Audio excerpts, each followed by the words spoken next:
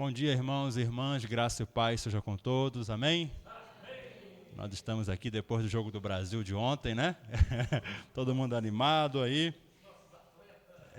por mais uma Copa do Mundo, e nós estamos aqui no Dia do Senhor para poder celebrar aquele que venceu a morte, que venceu o pecado, e que nele nós somos mais do que vencedores, amém, irmãos? Nós vamos ficar em pé, nós vamos ter uma palavra de oração e dar início à nossa programação da Escola Bíblica Dominical. Oremos. Senhor nosso Deus, nosso Pai querido, aqui nós estamos reunidos nesta manhã como povo do Senhor, como igreja do Senhor, para poder ouvir a voz do Senhor. Voz essa, Senhor, que ecoa em todas as gerações, voz essa, Senhor, que não muda, mas permanece para todo sempre. E nós queremos ser instruídos pelo Senhor, queremos aprender mais sobre o Senhor, para que nós possamos amar mais o Senhor. Fala conosco, Senhor, nessa Escola Bíblica Dominical. Prepara os nossos corações nesse dia, que é o dia dedicado para louvarmos o Teu santo nome. Assim nós colocamos as nossas vidas diante do Senhor, em nome do Senhor Jesus. Amém. Ainda em pé, irmãos, nós vamos cantar o hino de número 159, Bondoso Amigo.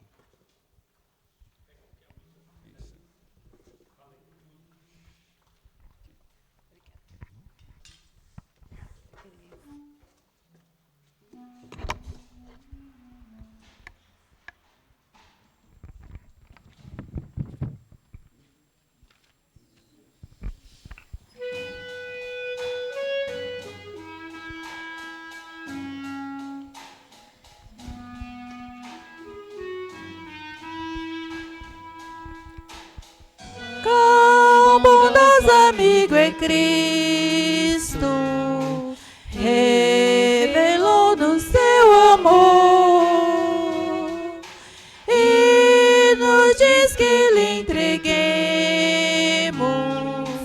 os cuidados sem temor. Falta ao coração dorido gozo, paz, consolação. É porque nós não levamos tudo a Ele em oração. Andas triste e carregado de pesares e de dor. Jesus, eterno abrigo, vai com fé teu mal expor. Teus amigos te desprezam, conta-lhes em oração. Porque ela resgatar-nos, Ele humilde se encarnou. Deus é verdadeiro, disso prova nos mostrou. Quando para resgatar-nos, Ele humilde se encarnou. Derramou precioso sangue para nos purificar. Gozo em vida e no futuro já podemos alcançar.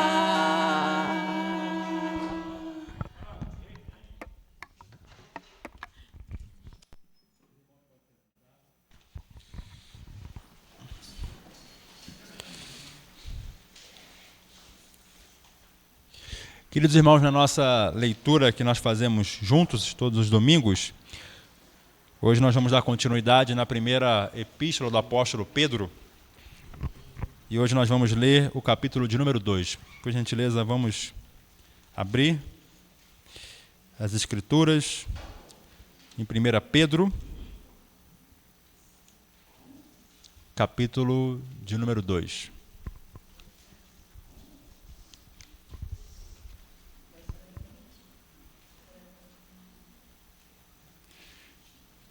como de costume, faremos uma leitura alternada. 1 Pedro, capítulo 2, nos diz assim: portanto, abandonem toda maldade, todo engano, hipocrisia e inveja, bem como todo tipo de maledicência. A igreja. Como crianças recém-nascidas, desejem um genuíno leite espiritual, para que por ele lhes seja dado crescimento para a salvação. Se é que você já tem a experiência de que o Senhor é bondoso,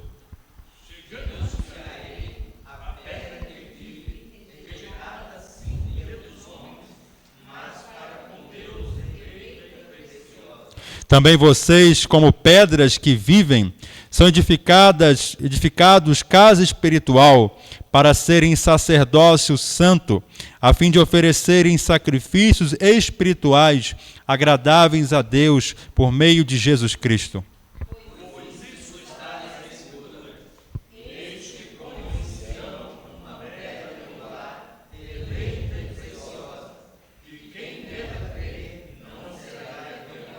Portanto, para vocês, os que creem, esta pedra é preciosa, mas para os descrentes, a pedra que os construtores rejeitaram, essa veio a ser pedra angular. E pedra de tropeço e rocha de ofensa, são estes os que tropeçam na palavra, sendo desobedientes para o que também foram destinados. Vocês, porém, são geração eleita, sacerdócio real, nação santa, povo de propriedade exclusiva de Deus, a fim de proclamar as virtudes daquele que o chamou das trevas para a sua maravilhosa luz. Antes vocês eram povo, mas agora são povo de Deus. Antes não tinham alcançado misericórdia, mas agora alcançaram misericórdia. Amados, peço a vocês, como peregrinos e forasteiros que são, que se abstenham das paixões carnais que fazem guerra contra a alma. Tendo conduta exemplar no meio dos gentios, para que quando eles se acusarem de malfeitores, observando as boas obras que vocês praticam, glorifiquem a Deus no dia da visitação. Por causa do Senhor, estejam sujeitos a toda instituição humana, quer seja ao rei como soberano. Quer seja as autoridades nomeadas por ele, tanto para castigo dos malfeitores, como para louvor dos que praticam o bem. Porque assim é a vontade de Deus, que pela prática do bem, vocês silenciem a ignorância dos insensatos.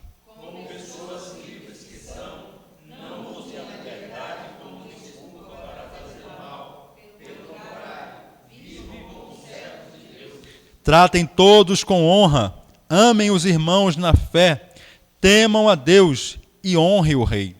Sejam obedientes ao Senhor de vocês com todo o temor, e não somente sirvam com cordial, mas também com mal. Porque isto é agradável a Deus, que alguém suporte tristezas, sofrendo injustamente por motivo de sua consciência para com Deus.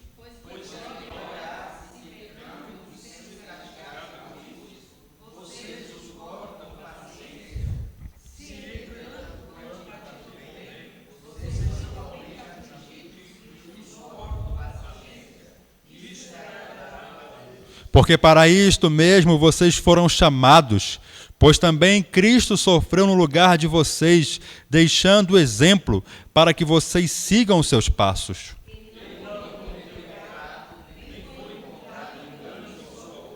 Pois ele, quando insultado, não revidava com insultos, quando maltratado, não fazia ameaças, mas se entregava àquele que julga retamente.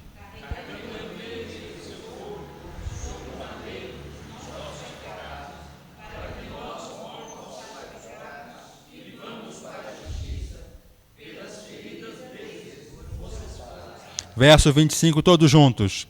Porque vocês estavam desgarrados como ovelhas, agora, porém, se converteram ao pastor e bispo da alma de vocês. Amém. Louvado seja o nome do nosso Deus. Nosso momento agora, Westminster. Hoje nós vamos entrar numa segunda sessão, que é agora do segundo mandamento. E eu pergunto para a igreja a pergunta de número 49. Qual é o segundo mandamento? A igreja? O segundo mandamento é: não farás para ti imagem de escultura, nem figura alguma de tudo que há em cima no céu e do que há embaixo na terra, nem de coisa alguma que haja nas águas, nem debaixo da terra. Não as adorarás, nem lhes darás culto, porque eu sou o Senhor teu Deus, o Deus zeloso, que vinga a iniquidade dos pais e dos filhos, até a terceira e quarta geração daqueles que me aborrecem, e que usa de misericórdia com milhares daqueles que me amam e que guardam os meus preceitos. Amém. Esse aí é o segundo mandamento. E nos próximos domingos vamos ver as explicações a respeito deste mandamento. Momento agora que nós faremos de oração pela igreja, oportunidade essa que a igreja tem de se colocar diante do Senhor. E teremos hoje uma família de oração, que é membro da nossa igreja, que é a irmã Marilene, sua família, seu esposo Cleidmilson, seus filhos Fabrício e Júlia. Estaremos orando por essa família da igreja também. Pode passar. E também hoje a nossa irmã Bruna vai fazer aniversário no dia 14, na verdade. É hoje, dia 14? É hoje mesmo, né? Então a Bruna Canedo, esposa do diácono Gustavo, estaremos orando aí por ela também. Então, convido a igreja a ficar em pé. Nossos pequenos estão presentes, nossas crianças, se tiverem, podem vir aqui à frente. Está o Tiago aqui, ó. O Tiago vai representar aí. Pode vir aí, Tiago. Nós vamos orar por ele. E aproveite também, você que tem alguma situação, alguma causa que tem trazido incômodo para o seu coração, algum desafio que você tem por essa semana, aproveite para se colocar diante do Senhor e suplicar àquele que pode todas as coisas. Vamos orar. Senhor nosso Deus, nosso Pai de amor, Deus de graça, aqui está o teu povo, Senhor. Estão aqueles pelos quais, Senhor, o teu santo Filho derramou esse precioso sangue. E nós estamos aqui, Senhor, confiados nele, porque nós estamos unidos a Cristo. E é mediante, Senhor, essa confiança, Senhor, de que nós não estamos diante de um Deus feito por mãos humanas, não um Deus de pedra, de barro, de ouro ou de prata, mas o Deus vivo que estás nos céus e que faz tudo o que lhe apraz. E é diante desse Deus que nós nos colocamos nesta manhã, suplicando, Senhor, as tuas bênçãos sobre o teu santo povo. E de modo especial nós pedimos pela nossa irmã Marilene. O Senhor conhece as suas necessidades, as suas lutas, os anseios do seu coração. E nós pedimos, Senhor, que a bênção do Senhor esteja onde ela estiver neste momento, Senhor, trazendo paz, tranquilidade ao seu coração e que ela possa descansar na soberania do Senhor. Abençoe juntamente com ela todos os seus familiares, aqueles que ainda não conhecem a Ti, que o Senhor possa se revelar de uma forma muito especial para que eles possam reconhecer que só o Senhor é Deus.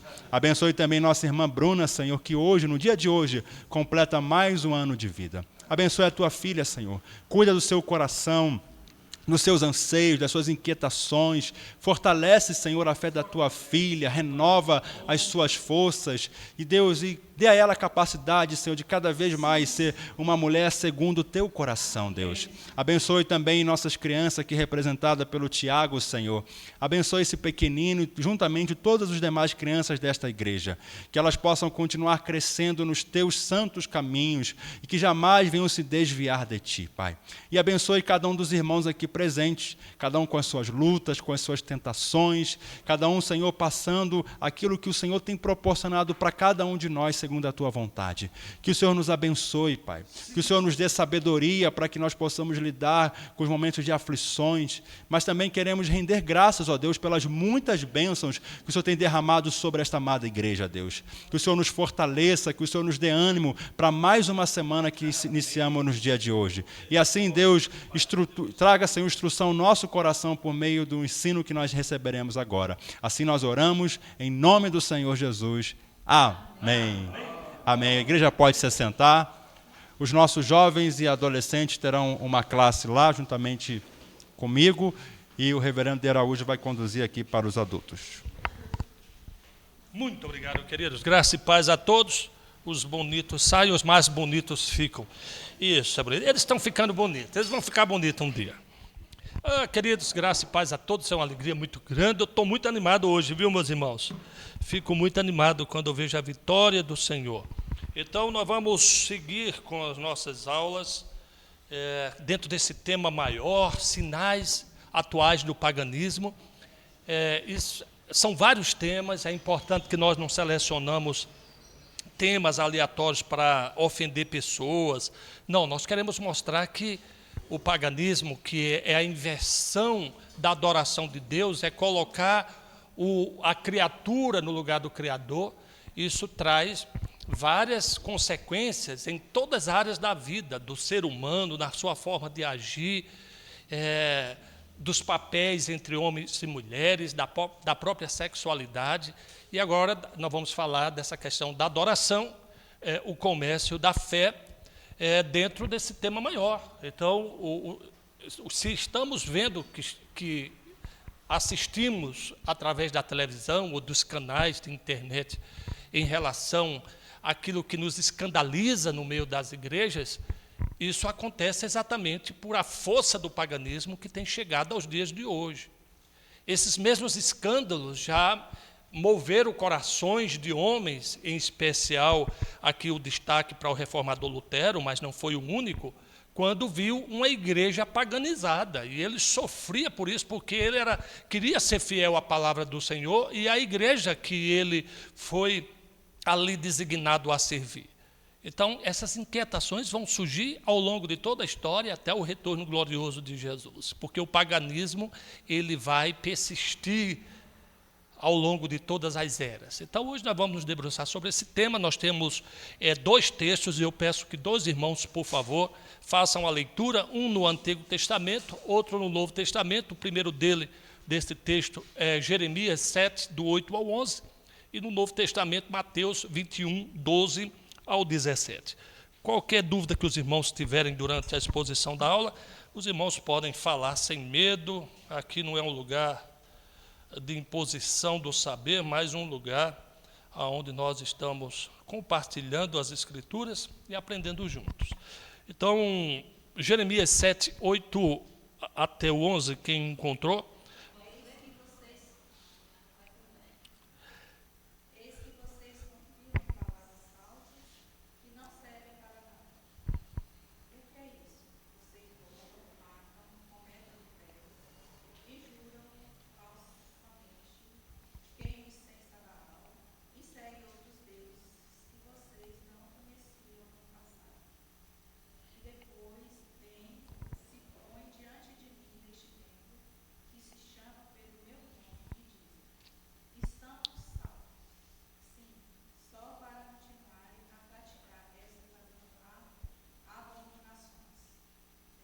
Muito bem, muito obrigado.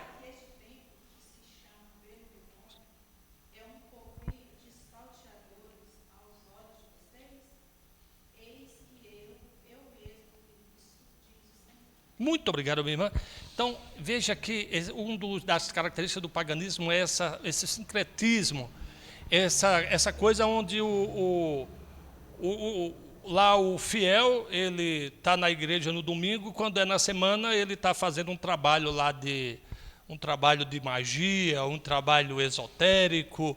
Ele transita com facilidade em várias áreas da vida religiosa e são enganados, escutam palavras mentirosas, mas eles acreditam nisso porque eles estão predispostos. Então, nesse comércio da fé pagã, há interesse de todos os lados. Aquele que está sendo depenado também está com interesse ali daquele lugar. Então, não é uma coisa desinteressada. Ele vai procurar uma igreja dessas, paganizadas, também com interesse.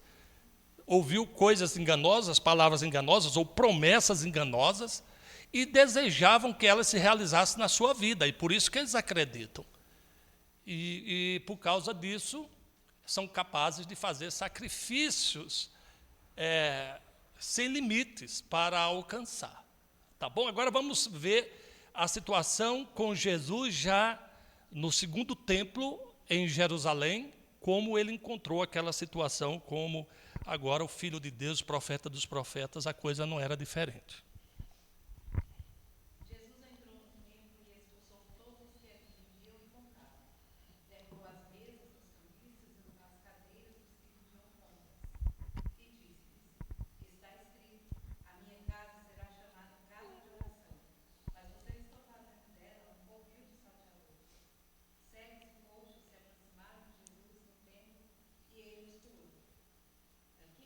Isso, isso.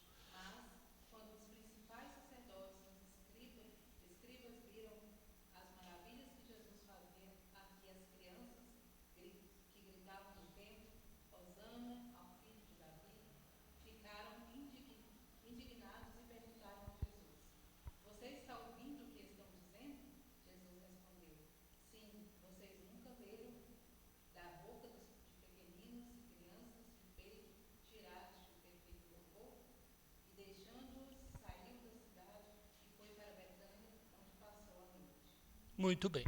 Então, dentro desse contexto, as crianças manifestavam a verdadeira adoração e aqueles escribas, aquelas pessoas versadas nas línguas, eles cometiam paganismo dentro do próprio templo. Nós vamos destrinchar isso com mais tranquilidade, com mais detalhes durante o texto, mas vejam que o paganismo afeta pessoas com conhecimento, pessoas que têm um certo nível intelectual.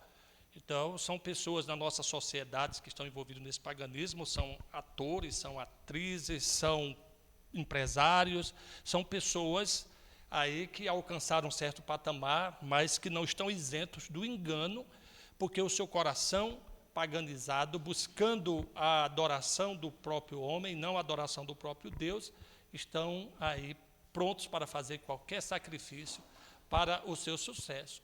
Agora mesmo eu saí um pouquinho ali ali no deck, lá eu repito isso porque a irmã Lúcia tem se preocupado com isso.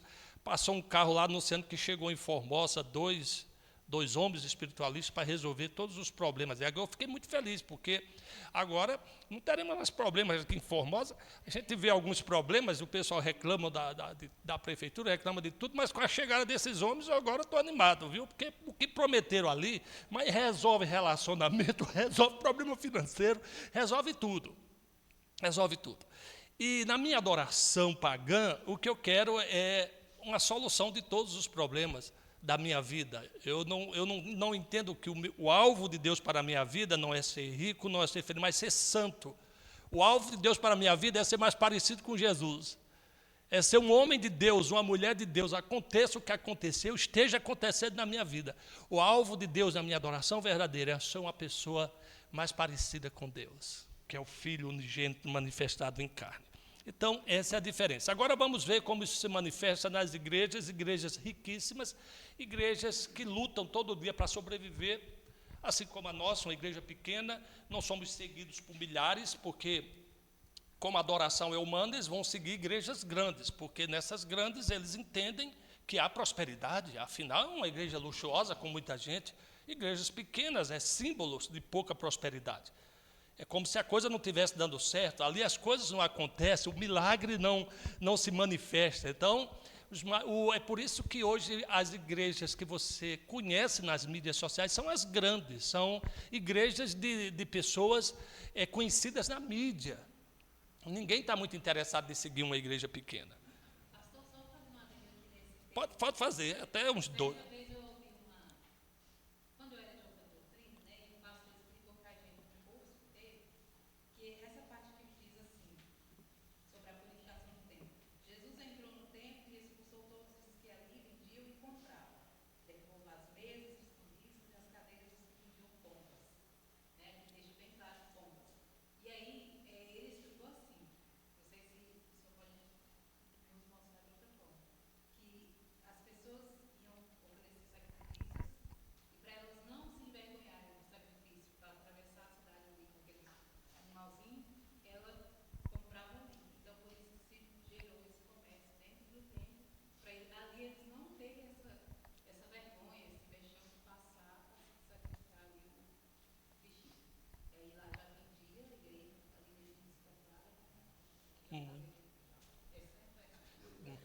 Está vendo?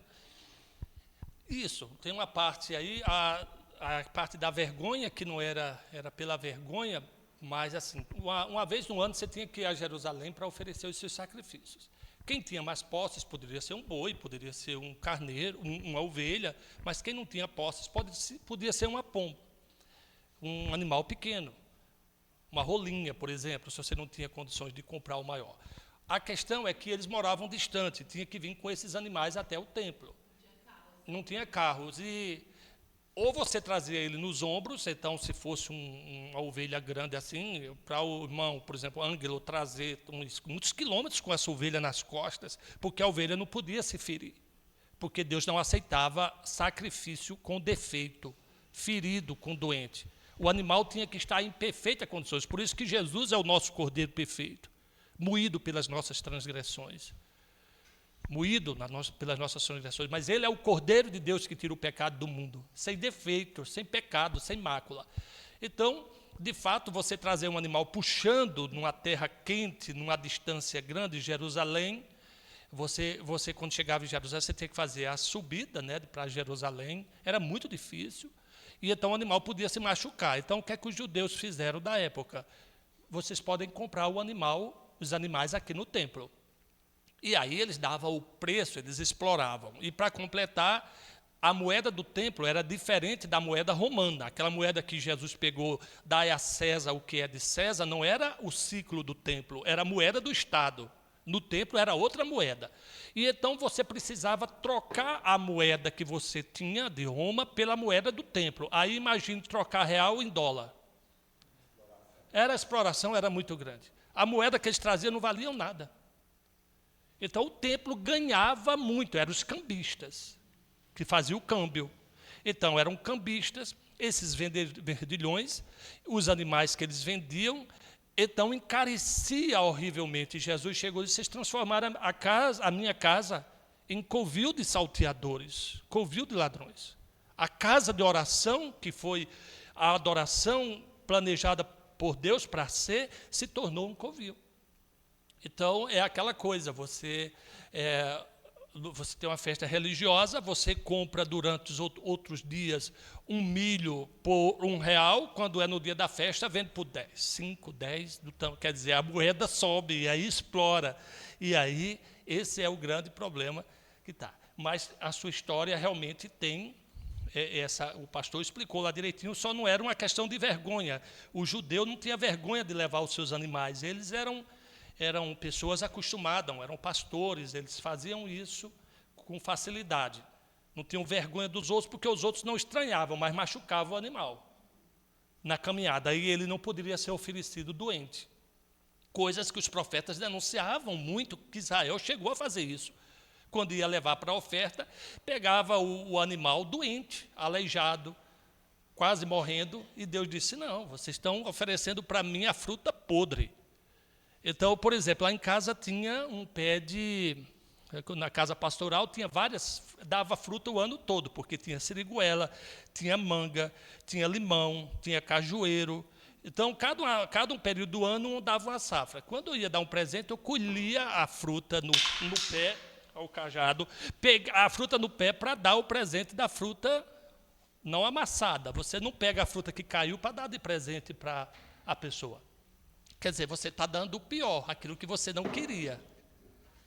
Você não pode dar de presente uma fruta amassada, você dá o melhor, porque aquilo não é presente, é o que você não desejava. Então, isso não é presente. E isso deve ser com os nossos dízimos, com as nossas ofertas. Deus quer a primícia, o melhor de nós. Aquilo que não é o melhor de nós, então não serve também para Deus.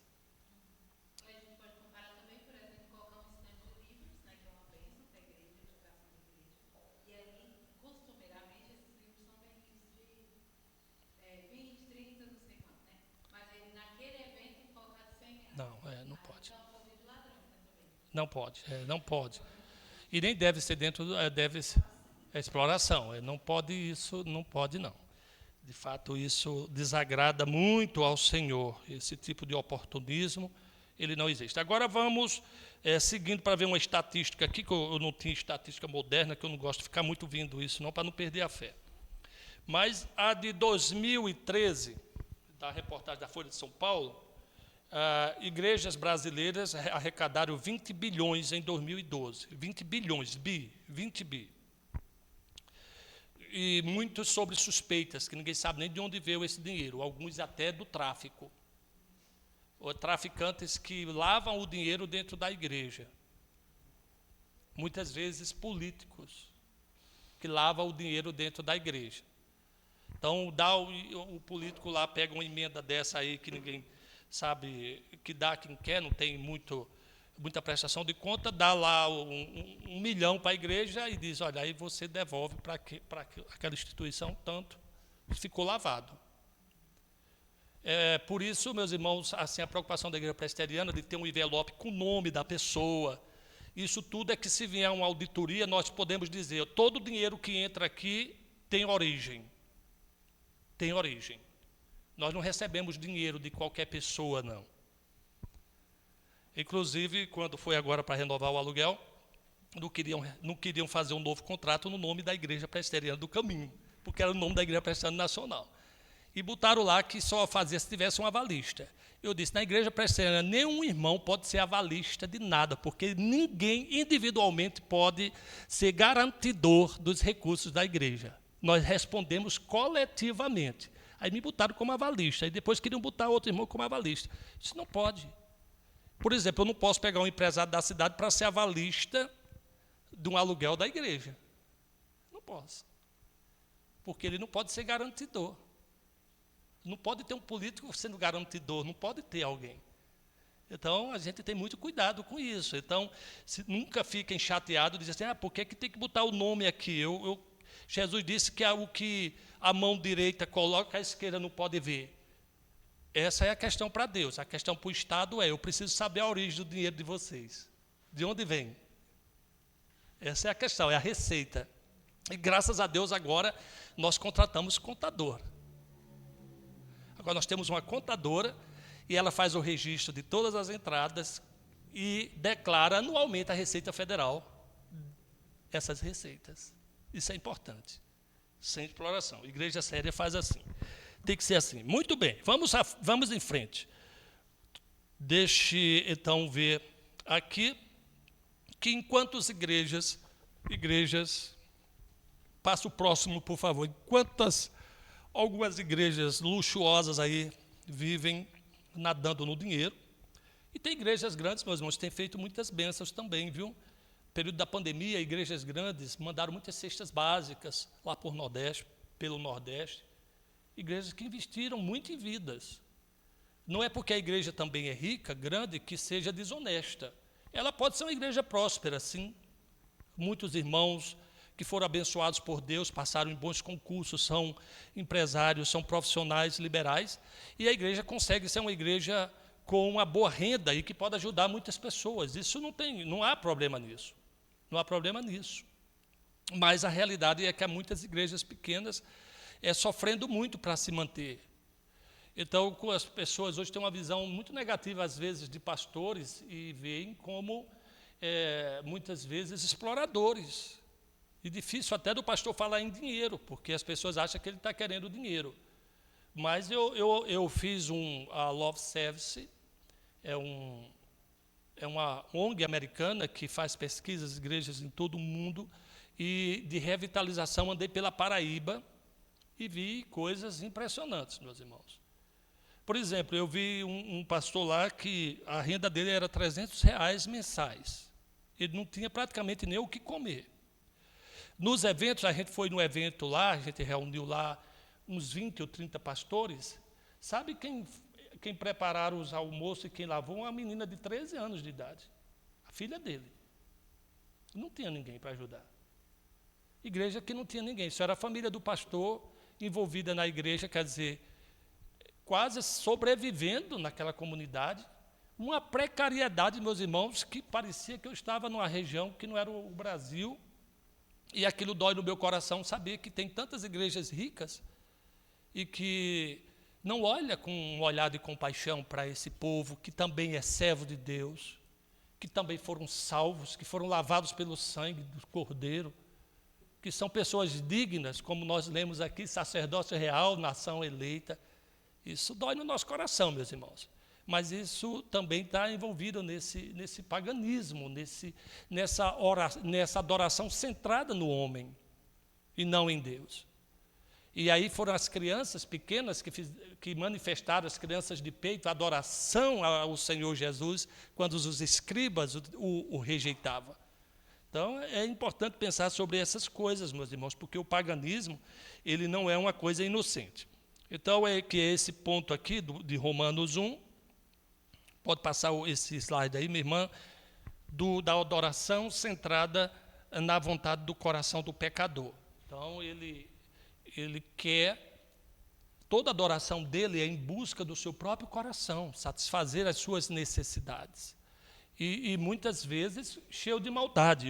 Eu fiquei escandalizado quando eu, ainda seminarista, eu tive que transitar em umas igrejas dessas para tentar salvar a vida de uma empresária, era a esposa do dono do Assados e Grelhados, caiu numa igreja dessa paganizada e destruíram a vida dela. Tiraram tudo que ela tinha. Tudo que ela tinha. E eu precisei ir lá. A primeira novidade que eu cheguei lá era a oração contrária. Já viu, Michele, a oração contrária? Na oração contrária, a menina é apaixonada por um rapaz, aí ele casou com outra. Agora a oração é para que o esposo morra, para ele ficar viúvo, para poder casar com ele. Você não vai orar para passar no concurso, você vai orar para que seja reprovado os outros lá para a sua vaga ficar. Então, é sempre diz que a oração que funciona é essa oração contrária. Sabe o paganismo daquela macumba, que o cara que faz a macumba para você se dar bem, faz a macumba para matar o outro? É a mesma coisa.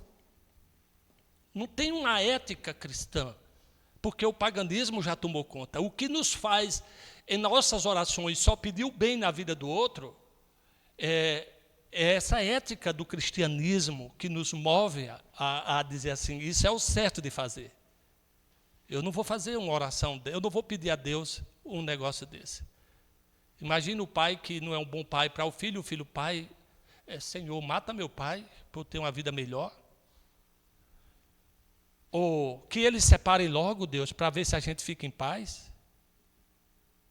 É nessa direção que essa igreja lá. Então, e o que deixou mais com raiva porque eu disse que a gente não vai ficar junto, não. Você fica lá na frente, eu fico lá atrás. Levantou uma profeta lá, a mulher deu uma rodada perto de Kelly e disse, é isso que Deus disse que o seu namorado está chegando. Eu disse, meu Deus, mas eu já estou aqui, já é casado. Que profeta doida é essa? Aí Kelly disse assim, vigia, minha irmã, eu já sou casada.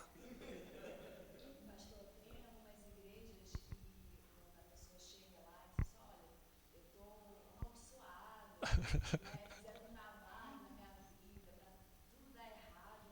Aí o pastor diz assim, a gente tem que fazer um outro trabalho. Outro trabalho. É o descarrego. É a sessão do descarrego. É desse jeito. Mas essas pessoas que fazem, não pensem que isso é de graça, não. Você vai pagar um preço por isso, porque no paganismo sempre tem que ter o sacrifício. E, infelizmente, muitas pessoas fragilizadas e também desejosas em seu próprio coração de ter o que desejam, quer dizer, essa coisa fixa da conquista do homem, ninguém consegue entender que a sua verdadeira prosperidade é a sua santidade com Deus. Eu estou sendo próspero na minha santidade com Deus. Vou passar lutas nesse mundo, ele disse, tereis aflição. Mas uma coisa o diabo não pode tirar de vocês, sejam animados. Isso é extraordinário. É como Davi, prepara-me uma mesa na presença dos meus inimigos, unge-me a cabeça com óleo e o meu cálice transborda. Certamente que a bondade e a misericórdia me seguirão todos os dias da minha vida e habitarei na casa do Senhor para sempre. Ele disse, olha, inimigo meu tem que me ver sorrindo. Inimigo meu tem que me ver animado. Eu não fui criado para inimigo meu me ver derrotado. Ele disse, eu quero que ele me veja celebrando na mesa que o Senhor preparou para mim. E quando ele estava falando isso, ele não só estava falando de inimigos dessa terra, estava falando de hostes espirituais do mal, de demônios, de entidades malignas. Eu quero que eles me vejam neste mundo, mesmo com meus problemas, glorificando o nome daquele que me salvou. Eu louvarei o Senhor na alegria e na dor, como diz o profeta Abacuque. Ainda que não haja fruto na videira, ainda que a flor minta, que o fruto minta, né? Que você vem, a primeira esperança da planta é a flor. Então, quando vem a flor, você diz, está vindo o fruto. E quando, de repente, o fruto não vem porque a flor caiu, e disse, mesmo assim, eu continuarei adorando ao Senhor. Ela cumpriu. Enquanto ela estava ali, ela já deu alegria. Vamos nos alegrar com as flores, meus irmãos, mesmo que os frutos não venham. Vamos nos alegrar com o dia de hoje, mesmo que amanhã não seja tão bom como hoje. Isso é extraordinário. O diabo não aguenta isso, não. E eu quero que ele não aguenta mesmo.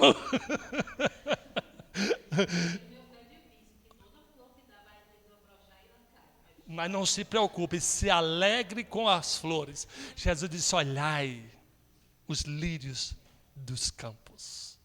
Possivelmente havia muitos espinhos ali embaixo, pedras, naquele chão onde os lírios nasciam.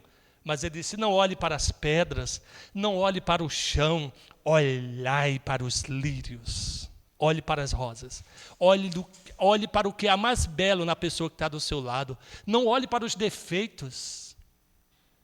Olhe para aquilo que você pode perceber de virtudes. Isso é extraordinário, meus irmãos, porque isso é libertador e o diabo não aguenta.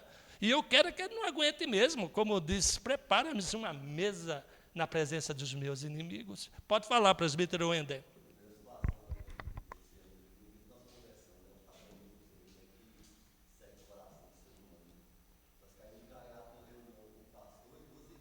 Eita, as profetas?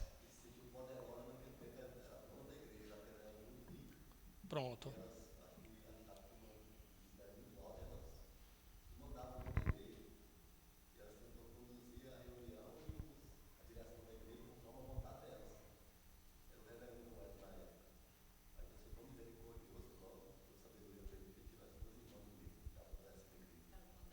Contamina tudo, é.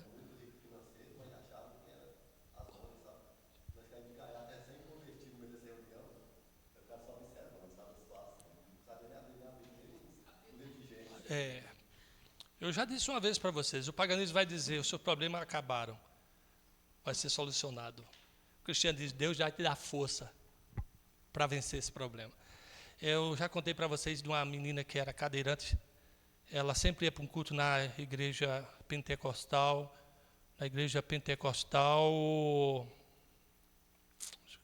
Missão Evangélica, e eu fui convidado para pregar lá. Essa menina estava no primeiro banco ali olhando para mim. E então eu preguei a mensagem. E foi uma coisa assim extraordinária, essa menina chorando, e ela disse para mim no final, olha, toda vez que eu vim aqui, alguém sempre dizia que eu ia ser curada. E hoje o Senhor falou para mim, você vai ficar nessa cadeira, mas Deus vai dar força. E você vai ser uma pessoa feliz mesmo assim. Só porque eu disse para ela, minha irmã, quando Deus não livra, Ele não priva da sua graça. Se Ele não te livrar de algo ruim na sua vida, Ele não vai privar de dar uma força extraordinária para você conviver com isso. E ela disse, todo mundo ficava dizendo isso. E eu passei por isso, porque nesse convívio que eu estava lá, chegou uma profeta e disse, olha, você vai ser curado da sua perna. E eu não queria ouvir aquilo. Eu queria ouvir, quer dizer, olha, você mesmo assim, você vai continuar sendo o homem de Deus que você é. Então, meus irmãos, essa é a diferença, o cristianismo para o paganismo. Essas pessoas passam na cidade anunciando, os seus problemas acabaram. E Jesus chega dizendo, olha, você mesmo com os problemas, mesmo com as aflições da vida, tendo bom ânimo, olhe para mim, eu sou vencedor e vocês são mais do que vencedores em mim. Então, aprendam a lidar com as suas dificuldades, com as suas limitações, porque essa humanidade caída é cheia delas. Mas Deus nos deu um poder, uma graça tão poderosa, meus irmãos, que nós conseguimos vencer. Para a glória de Deus, mesmo sabendo que alguns problemas da nossa vida nunca serão resolvidos. nunca serão resolvidos. Mas eu também sei que mesmo com esses problemas que eu tenho, eu terei uma graça superabundante na minha vida, de tal forma que isso se torna pequeno.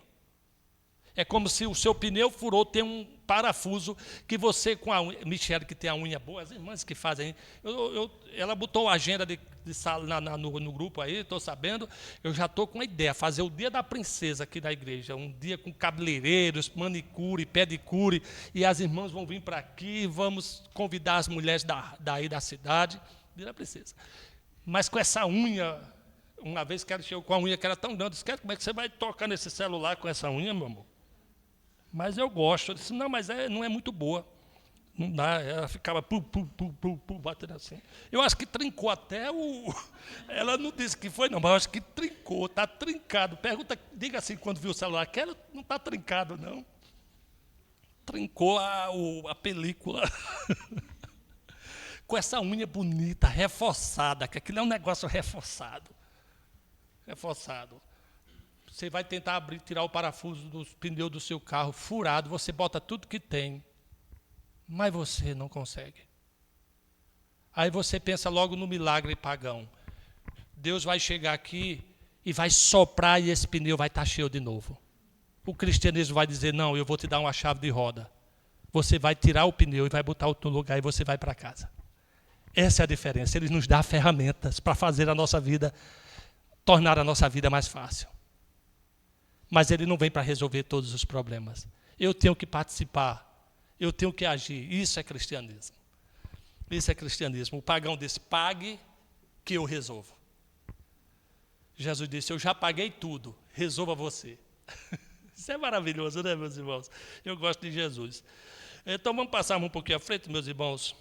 Veja as imagens, não vou falar mais sobre isso, porque eu expliquei quando a irmã Lucy falou sobre essa questão do câmbio, sobre essa questão da exploração, mas nós temos imagens aqui, o homem buscando a adoração do centro do seu coração. Pode passar mais, pode passar mais, pode passar mais. Jesus expulsando os cambistas, eu já expliquei isso aí, pode passar. Aqui a explicação da exploração, que está ligado àquela questão dos animais que eram escoltados, levados, pode passar. Os cambistas, então, que trocavam o dinheiro que você tinha pelo um bem mais caro, pode passar. E o câmbio, aí era o câmbio que eles faziam. É porque a irmã Lucy não é brincadeira, não. A aula já foi toda com ela.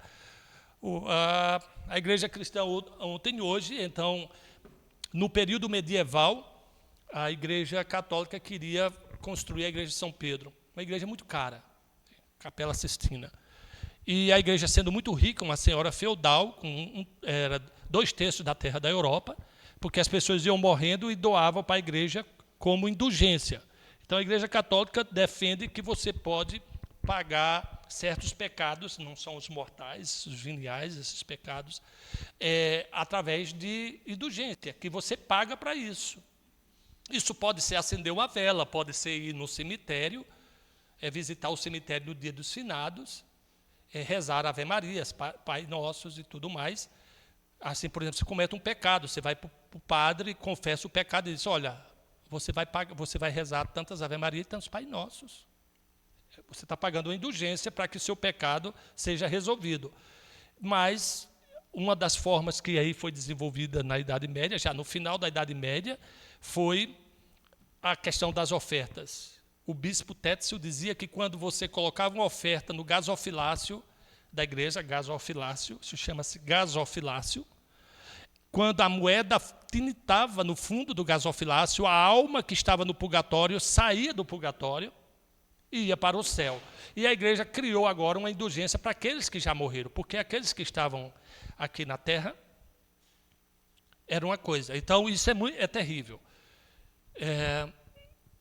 Uma profeta lá nessa mesma igreja que eu preguei, tinha um menino que era viciado em drogas e estava lidando com pessoas muito perigosas do tráfico. E ele não conseguiu pagar uma dívida e foi executado pelo tráfico com um tiro na nuca. Só que uma profeta tinha dito para a mãe que tinha visto ele pregando com a Bíblia na mão. E a mãe entrou em crise. Ela alimentou uma esperança que aquele filho ia ser restaurado, ia se tornar um pastor e seria um grande pregador. E ela, então, chorando, lá, a profeta chegou e disse, eu vou dizer o que era o significado. E, na verdade, a visão que eu tive é ele pregando no céu. Para quem?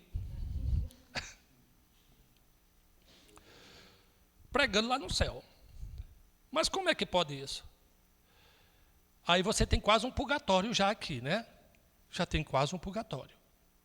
Agora, pessoas que morreram, que não tomaram a decisão ainda aqui na Terra, morreu, ficou em um certo lugar que agora precisa que alguém vá lá e pregue. Quem? Alguém que morreu aqui vai lá e vai pregar para eles lá. Deturpando a palavra de Pedro quando fala em espíritos em prisões. Então, são coisas horríveis, né, meus irmãos? São coisas horríveis. Isso não é necessário. Então, na Idade Média aconteceu isso e isso deixou Lutero muito indignado quando viu na sua cidade, eles no meio da rua, fazendo essa cobrança de indulgência para juntar dinheiro para construir a igreja, ele disse, isso está errado, eu vou falar com o Papa. O Papa não está sabendo disso, não. Quando ele chegou lá no Vaticano, lá era muito pior. A coisa estava muito pior. Isso tinha contaminado a igreja toda. A igreja toda. Pessoas cobrando dinheiro para resolver não só o problema dos pecados dessa vida, mas pecados dos seus parentes que haviam morrido. O que é que vocês acham? O que é que parece hoje as missas que celebram para os que morrem? Os familiares pagando missa para que eles saiam do purgatório. É exatamente isso. É o paganismo ainda continuando, apesar de ter havido todo esse movimento da reforma protestante na Europa, esse evangelho chegado aqui no meio de nós, essas práticas ainda continuam. E quando é no meio das igrejas evangélicas pagãs, a questão não é a venda do terreno no céu, é a venda do terreno na terra. É a mansão que você vai ter, é o carro de luxo que você vai andar. A única diferença que tem dessas igrejas ditas evangélicas de hoje para esse catolicismo que eu aqui citei é que antes a igreja católica vendia o terreno no céu, eles agora vendem o terreno aqui na terra. Vocês vão ver isso ainda acontecendo na sua vida. Mas a exploração é a mesma. O engano é o mesmo. Só mudou a referência, porque o paganismo se renova, se reinventa. O paganismo ele tem essa capacidade de conseguir se adaptar em cada geração. E esse é um negócio que é difícil de lidar. Tá certo? Alguma pergunta, meus irmãos? Podem fazer. Pode fazer. Hoje eu vou terminar em ponto para as irmãs fazerem a comida em casa. Eu sei que as irmãs estão ficando preocupadas. Meus irmãos têm tanta coisa para a gente fazer pela manhã, não tem? É muita coisa. E hoje ainda o casal 20, o casal mais novo da igreja, os mais apaixonados, vão falar sobre o Dia dos Namorados, que o nosso é comemorado com jantar. O reverendo Vitor e a Michele. Eu acho que vai até ter vídeo, viu? Eu acho que vai ter vídeo. Vamos botar uma foto do Lutero. Lutero está lá na frente. Eu só não uso a toga de Genebra que eles usavam lá, que pastor presbiteriano pode usar, que quer dizer, eu não casei com padre. Mas eu explico para ela sempre, isso não é batina. Passa mais. Pode passar. Ó, volta aqui. Essa é uma das vestimentas do pastor presbiteriano. É a toga de Genebra. Aí eu disse, Kelly, mas pelo menos para um casamento. Eu não casei com padre. Mas não é, eu disse, Kelly, presta atenção, é muito diferente. Ela tem aqui nas mangas, tem um elástico aqui, essa coisa desce aqui, é um negócio diferenciado. Pesquisa aí sobre a toga, porque o que acontece? O símbolo do pastor reformado não é da aristocracia, ele não é um aristocrata. Por isso o símbolo não é o terno. O terno é da aristocracia. São os aristocratas. O símbolo do pastor é a docência, é o mestre. Então, ele usa toga. Aquilo que usa na universidade quando você vai se formar. Quando você vai se formar, não usa Uma beca? Pronto, é esse o clerical. Não, o clerical. É, o colarinho do clerical. Só que tem o clerical romano e o nosso é um clerical diferente. O romano é por baixo, tudo branco aqui, e é por fora, deixando só um espaço. O nosso é o contrário, é por fora com o clerical por dentro. Tem o clerical romano e tem o outro clerical.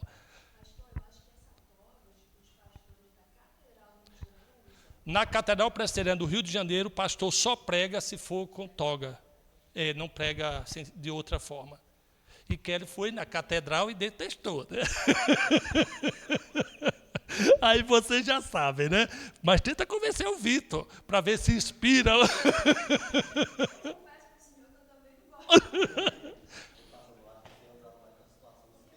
Situações especiais.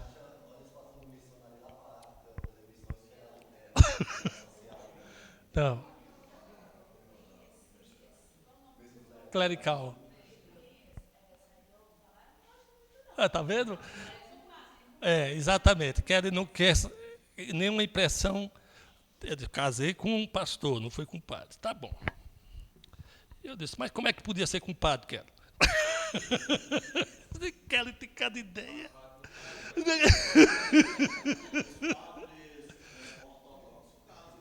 Daí tem isso. Bom, vamos ver que a igreja tem ortodoxa, né?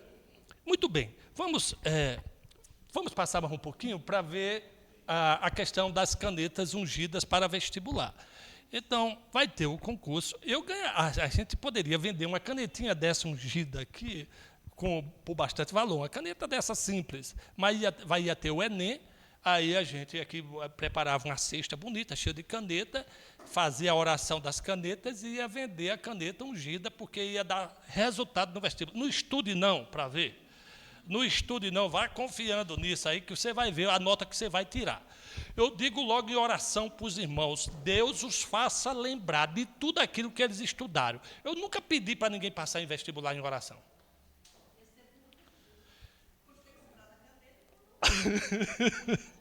Eu digo, Deus os faça lembrar, porque uma coisa que o inimigo pode tentar interferir é a ansiedade, usar elementos da própria natureza do homem, né? Então, o que a gente pode dizer, Senhor, lhe dá tranquilidade de espírito, lhe dá paz no seu coração, os faça lembrar de tudo aquilo que ele já aprendeu em seus livros. Mas você acha que Deus vai agir dando mágica de acertar? Não, não é assim que Deus trabalha. Deus quer ver o seu servo, no seu esforço, fazendo aquilo que é já predestinado nas suas escrituras. Tudo é através do suor, é através de um labor. E deu a inteligência, muito bem, minha irmã Isabel. Ele já deu a nossa capacidade cognitiva para adquirir, para conseguir essas coisas. Então, cabe a nós buscá-las. Agora, uma oração realmente por paz, tranquilidade, tudo aquilo que afeta a natureza humana, na sua fragilidade, é importante que a gente faça. Mas esse tipo de coisa, isso não é próprio das Escrituras. Isso é uma coisa pagã. É uma coisa pagã. E pode ter certeza. Saiu até no jornal.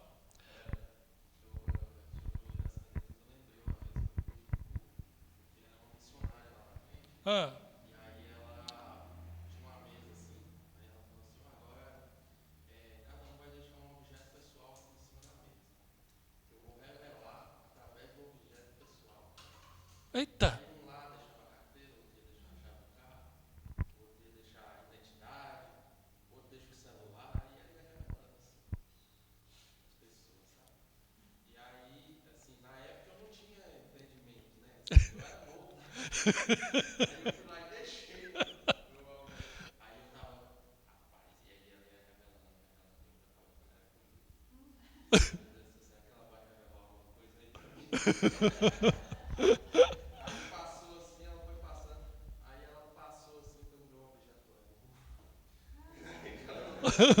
Não achou o seu, não? Deus é bom, viu, meu irmão?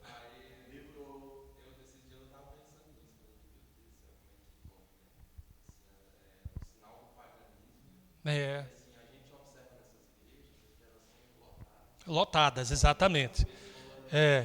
A nossa natureza, ela sempre busca, como o senhor falou, busca a solução rápida. Foi a solução rápida. Solução dos problemas rápido a gente quer, mas aí a gente esquece que a gente, as pessoas querem muito a porta larga, a gente vai buscar a porta estreita, a gente tem que passar pela porta estreita. Isso. Então, Jesus fala que nós temos aflições, teremos aflições para a gente ter bom ânimo e que os nossos problemas não vão acabar porque a gente se tornou cristão. Não vão. Então, é isso. Infelizmente, essas igrejas vendem essas ideias, e muitas pessoas caem. São nelas que as pessoas vão. Falta de sabedoria. E o coração desejoso, idólatra, para conseguir essas coisas. Presbítero Ângelos ia falar? Dizer essa coisa.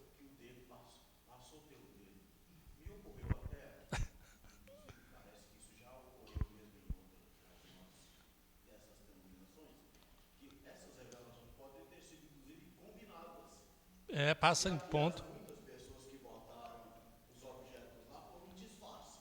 E ela fez a revelação daquilo que já tinha sido combinado com antecedência.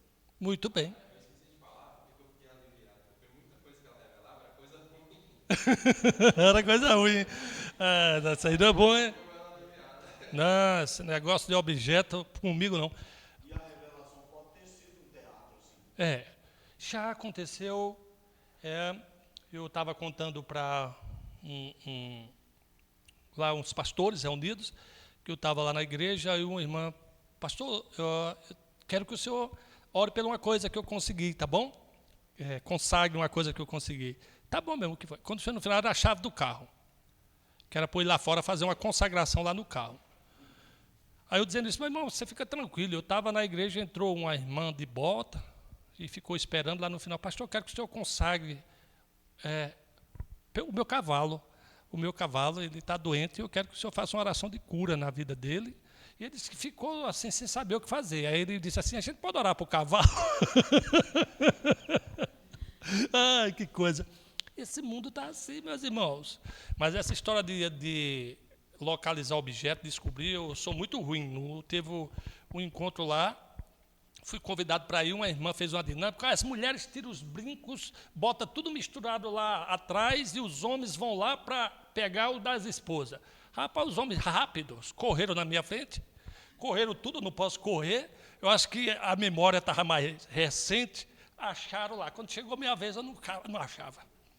Aí Kelly disse, mas você não presta nem atenção na roupa que eu uso.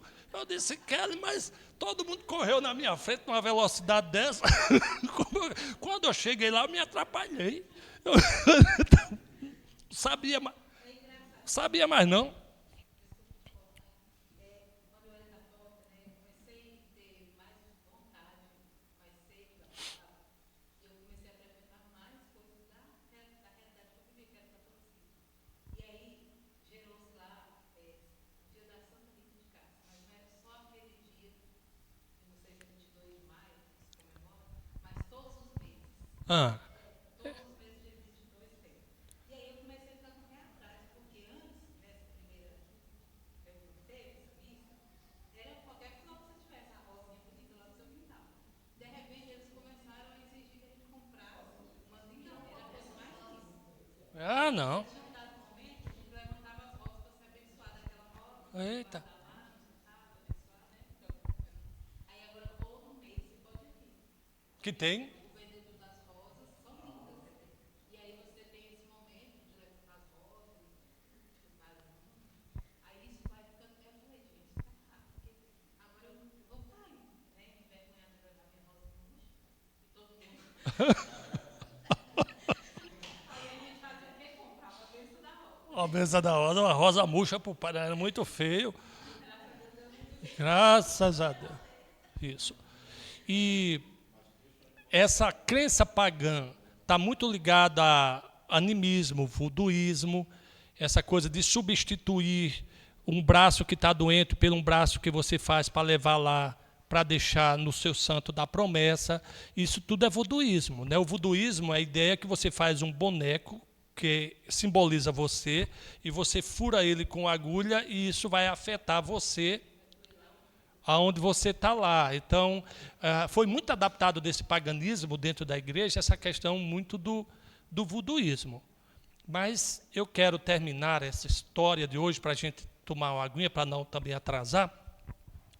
Isso afeta não só as pessoas do mundo, mas até pessoas que estão dentro da igreja em algum momento de crise.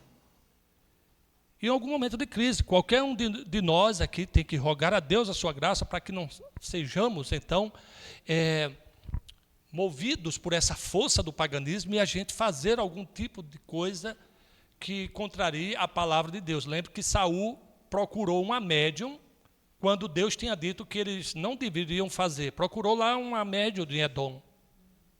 A gente já falou sobre isso.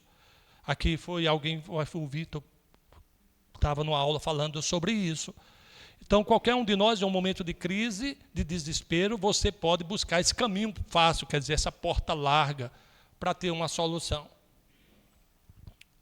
Uma irmã da nossa igreja, irmã que foi um reencontro, foi assim como o da Neide, mas o dela ainda morava numa cidade ao lado da minha. Quando eu chego para pastorear a igreja da vila, a irmã está lá. E era, pastor, que coisa, não sei o quê. A irmã cantando no louvor, e depois começou, durante a música, as lágrimas começaram a verter dos olhos dela. E eu comecei a perceber que tinha alguma coisa errada. Tinha alguma coisa errada. Chamei ela para conversar. Ela disse, pastor, eu acho que meu marido está me traindo. Eu disse, minha irmã, mas como é que você está levantando essas suspeitas? Que elementos você tem? Não, ele está muito frio em relação a mim. Então, tem uma coisa muito estranha. Eu sou mulher, eu entendo. Tá, irmã, então vamos fazer o seguinte. Vamos orar. Vamos orar um mês. Vamos orar um mês. E um mês eu volto a conversar com ela. Com um mês, minha irmã. Aí o choro era grande. O choro era grande. Pastor, e o pior é que ele está me traindo. E não é com a mulher, não, é com o homem. Então, ela tinha duas dores, uma dor de ser traída e de ser trocado uma mulher pelo homem. Então, essa dor para ela era maior ainda. Como é que ele me troca pelo homem? Uma mulher. Eu disse, mas minha irmã, que coisa. E ela veio de lá, morava na casa da sogra e do sogro, que era ele, e ele então disse que quando ela descobriu que ia se separar, ele foi morar com o homem e ela ficou sem ter onde ficar. Eu peguei o gabinete pastoral, que era maior do que isso, pouca coisa, fiz um drywall, botei uma cama, disse, minha irmã, não vou mais atender na igreja, você vai morar aí até resolver o problema. Então, foi o primeiro pastor que botou o irmão para morar dentro da igreja, para ter uma solução, porque ela não tinha para onde ir. Mas nesse momento de desespero, que eu pensei que a graça de Deus superabundante, de um pastor pegar o seu gabinete, dividir no meio, porque o gabinete lá tinha um banheiro para o pastor, o de suporte. Isso já era suficiente para gerar nela essa fé necessária para suportar essa aflição, que era muito dolorosa. Mas não. Aí tinha uma catedral bem pertinho. A irmã foi lá na catedral. A catedral não era católica, não, era outra catedral lá. Aí o cara disse, não, a gente resolve o seu problema. Você vai comprar um óleo ungido, vai botar debaixo do travesseiro. Agora você vai convencer ele de ele dormir com a cabeça em cima do travesseiro. Aí ela tentou de todo jeito, disse, não teve jeito. Disse, então vai ser de outro jeito, você vai trazer o lençol da cama aqui. Você traz o lençol da cama, aí é mais fácil. Levou o lençol da cama, quando chegou lá, chamou 4 obreiros, viu, presidente Daniel? 4 obreiros. Aquele lençol grande, pediu um para segurar na ponta de um lençol, um do lado, outro do outro lá, estendeu, disse, agora bota sua oferta em cima. Pronto. Irmã, disse, se eu botasse 1 milhão, ainda era pequeno em cima daquele lençol, o lençol da cama enorme. Foi, a pobre, todo o dinheiro que tinha, que trabalhava como caixa de um supermercado, parece que botou 10 ou foi 20, e ele olhou para ela e disse, é com esse dinheiro que você quer que seu marido volte?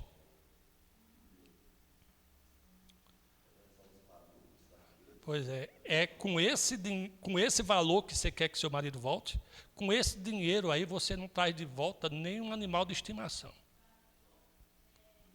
Você vê, a pobre voltou com mais dor agora, tinha sido traída por uma pessoa, por outro lá, e agora começa essa disciplina. Eu conversei com ela, minha irmã, a graça de Deus que vai te sustentar, não procure essas soluções rápidas. A irmã disse, então vou me mudar da cidade, voltou para a cidade. Eu tinha sido transferido para lá de novo. Recebi um telefonema, ela dizendo, pastor, o senhor pode fazer meu casamento? Eu disse, que casamento, minha irmã?